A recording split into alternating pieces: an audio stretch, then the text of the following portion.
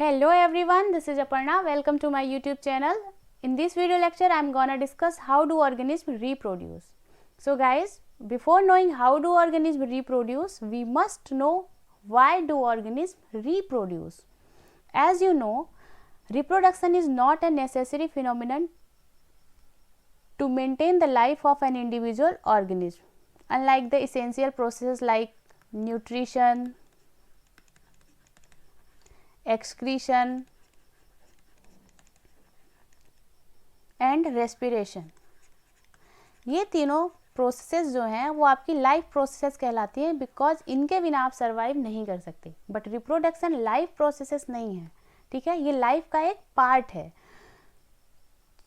और दूसरी तरफ अगर देखें तो रिप्रोडक्शन में बहुत ज़्यादा ह्यूज अमाउंट में एनर्जी भी वेस्ट होती है. So why should an individual organism waste energy on a process that is not required to stay alive. जब आपके जीने के लिए ज़रूरी नहीं है फिर रिप्रोडक्शन क्यों करना चाहिए किसी भी ऑर्गेनिज्म को. तो चलिए जानते हैं. पहले हम देखेंगे रिप्रोडक्शन की definition. So it is the process by which a living organism reproduce new individuals of their on time. Suppose कीजिए ये एक सेल है, ये सेल डिवाइड होकर के दो अपने ही तरह के दो नए सेल्स बनाती है जिन्हें आप डॉटर सेल्स कह सकते हैं. डॉटर सेल्स ये हो गई आपकी पेरेंट सेल. तो आप देख रहे हैं एक पेरेंट सेल से दो नए डॉटर सेल्स फॉर्म हो रहे हैं. तो रिप्रोडक्शन क्या है? एक लिविंग ऑर्गेनिज्म अपने ही तरह के दो नए इंडिविजुअल्स बना सकता है. इस प्रोसेस को कहते हैं हम reproduction. But what is the advantage of reproduction? सो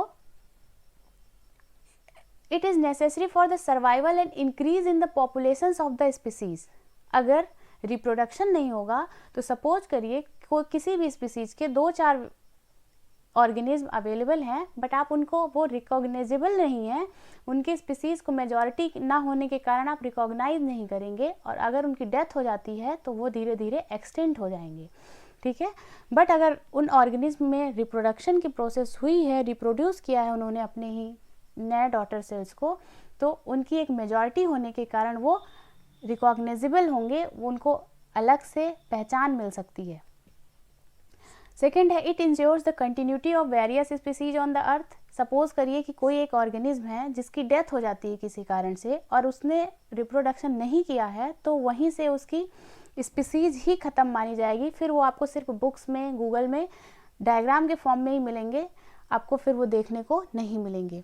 तो रिप्रोडक्शन की प्रोसेस से किसी भी ऑर्गेनिज्म की कंटिन्यूटी बरकरार रह सकती है, इसलिए रिप्रोडक्शन की प्रोसेस ज़रूरी है. ऑल्दो ये लाइफ प्रोसेस नहीं है बट लाइफ का एक इम्पॉर्टेंट पार्ट है जिसके कारण किसी भी इंडिविजुअल की स्पीसीज अर्थ पे कंटिन्यू बनी रह सकती है. Okay. Next, do organism create exact copies of themselves. जब ये रिप्रोडक्शन की प्रोसेस होती है तो अभी हमने डेफिनेशन में पढ़ा कि एक ऑर्गेनिज्म अपने ही तरह की दो नए सेल्स बनाता है, ठीक है. तो क्या ये जो नई सेल्स फॉर्म हो रही हैं, डॉटर सेल्स बन रही हैं, क्या वो अपने पेरेंट से एग्जैक्टली सेम हैं? तो चलिए देखते हैं. देखिए, जब रिप्रोडक्शन की फिनोमिनन होती है तो इसमें एक प्रोसेस आपको मिलेगा पढ़ने के लिए, डीएनए रेप्लिकेशन, ठीक है. तो डीएनए रेप्लिकेशन को भी डिस्कस कर लेते हैं, देन इस पे आते हैं. डीएनए रेप्लिकेशन क्या है? It is the process by which DNA makes copy of itself during the cell division. जब सेल डिवाइड कर रहा होता है, पेरेंट सेल में जब डिवीजन होता है तो इसके पास न्यूक्लियस में प्रेजेंट होते हैं क्या? ये थ्रेड लाइक स्ट्रक्चर यानी कि क्रोमेटिन. और डिवीजन के समय यही क्या होते हैं, अपने आप को असेंबल कर लेते हैं और एक रॉड लाइक स्ट्रक्चर क्रोमोसोम का फॉर्मेशन करते हैं, ठीक है. इन क्रोमोसोम्स में पाए जाते हैं डीएनए. डीएनए का फुल फॉर्म क्या होता है? Deoxy ribo nucleic acid. Deoxy ribo nucleic acid, ठीक है.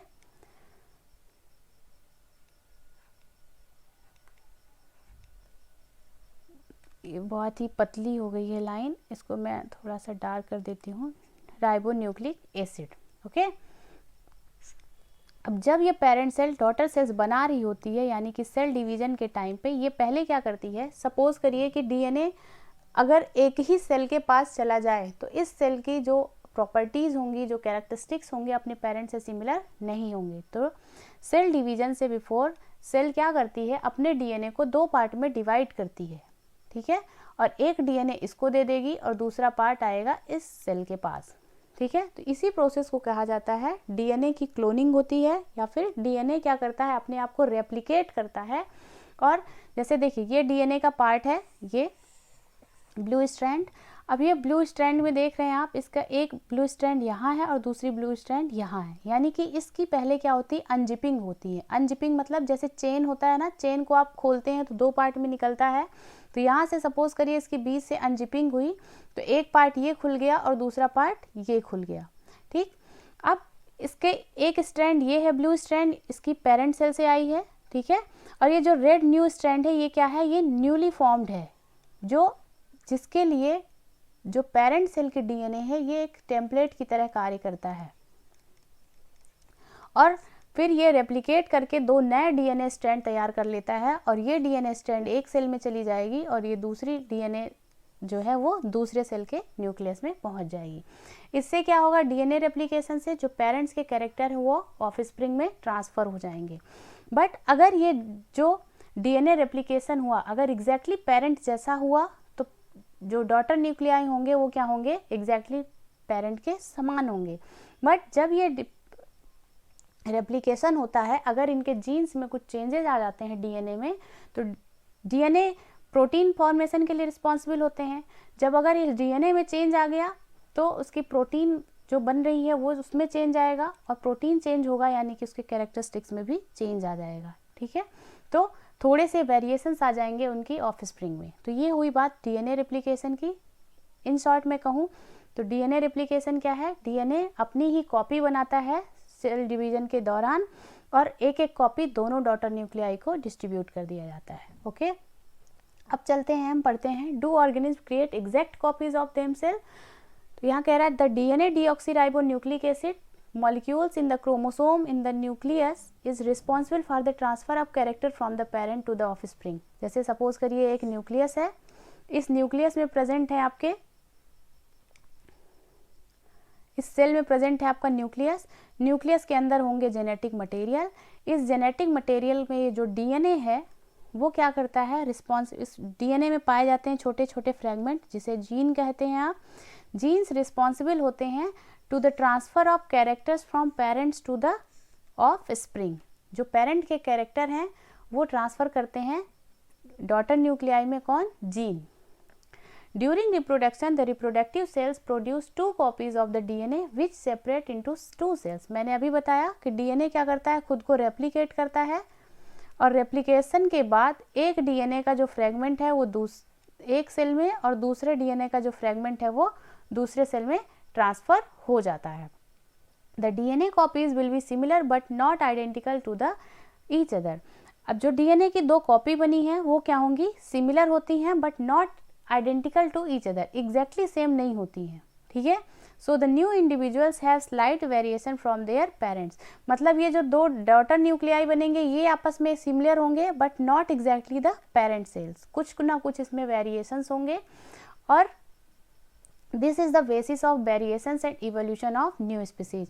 अब पेरेंट से थोड़े से डिसिमिलर हैं, क्यों, क्योंकि इनका जो डीएनए रेप्लिकेशन हुआ है, जो प्रोटीन फॉर्मेशन हुआ है, वो पेरेंट से स्लाइटली डिफर कर रहा है।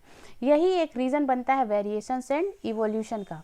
अगर ये डीएनए की जो क्लोनिंग है, जो उसकी डुप्लीकेट कॉपी बन रही है, एग्जैक्टली सेम हो, तो ऐसा होता जाएगा कि हर बच्चा जो है, हर ऑफस्प्रिंग हमेशा अपने पेरेंट जैसा ही होगा, तो कोई भी नया वेरिएशन शो नहीं होगा।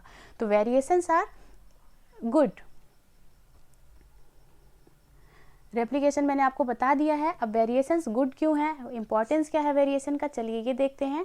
सो DNA copying during reproduction is important for maintaining the body design of different organism to survive in the existing environment.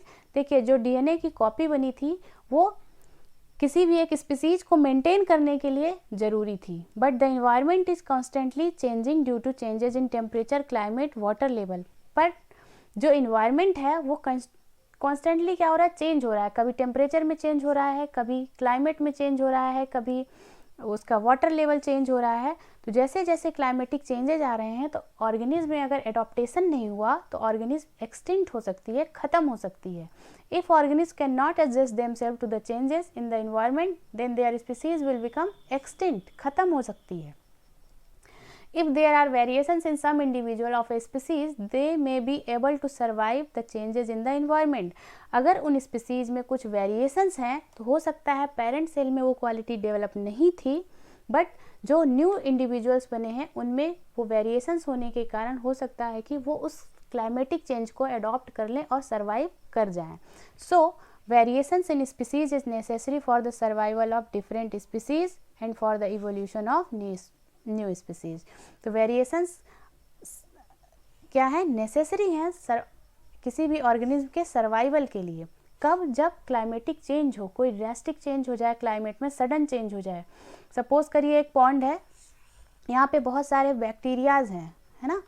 अब सडन क्लाइमेटिक चेंज के कारण सपोज करिए इस पॉन्ड का टेम्परेचर बहुत ज़्यादा इंक्रीज हो गया, तो जो भी यहाँ बैक्टीरिया रहे होंगे जिनका जो आइडेंटिकल रहे होंगे अपने पेरेंट से एग्जैक्टली, तो पेरेंट उस टेम्परेचर में सरवाइव नहीं कर पाया, तो ये भी अगर अपने पेरेंट से एग्जैक्टली सेम है तो ये भी उस टेम्परेचर में सरवाइव नहीं कर पाएंगे।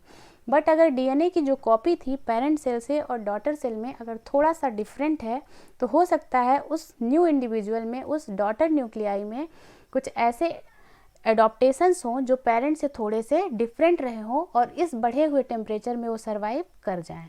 ठीक है, तो वेरिएशंस आर गुड।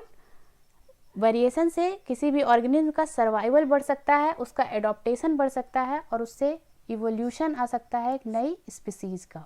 ओके, तो आई होप आपको ये वेरिएशन, डीएनए क्लोनिंग सभी क्लियर होगा।